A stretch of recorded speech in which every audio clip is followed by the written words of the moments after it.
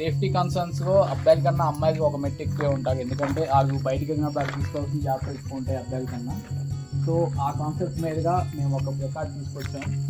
దీంట్లో ఏంటంటే మనం బయటికి వెళ్ళినప్పుడు మనం పాటించాల్సిన జాగ్రత్తలు ఏంటి, మనం తీసుకోవాల్సిన ప్రికాషన్స్ ఏంటి, మనం ఏం చేయాలన్న కాన్సెప్ట్లో వెళ్తుంది మొత్తం. సో బేసిక్గా స్టార్ట్ చేస్తే డీప్ విజిలెంట్ అంటారు.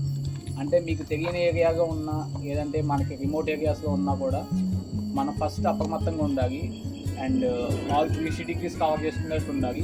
సండే 2 days ఉన్న వర్క్ని Saturday Sunday 2 days.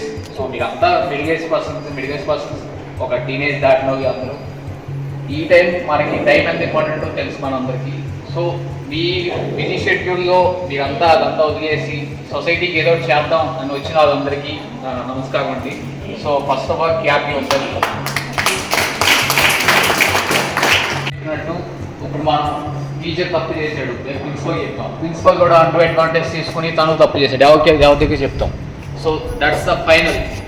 So take it as God's call. ఇంకా దేవుడే దిక్కు అన్న టైంలో మనం యూజ్ చేసే హెల్ప్ లైన్ నెంబర్ 1098 కానీ 1098లో 100. సో ఇదేంటంటే ఇప్పుడు ఇంట్లో బాధ షేర్ చేసుకునేది తల్లితో, ఫాదర్తో, తమ్ముడితో, అన్నతో ఉంటారు. కానీ వాళ్ళే చేస్తే వాటి they are the main culprits. మనకి తోడుండాల్సిన రోడ్డు మీద యాక్సిడెంట్ జరిగినా కూడా నాకేంటి అని చూసి అయ్యో పాపం నడిచేవి చూసా. కానీ సాటర్డే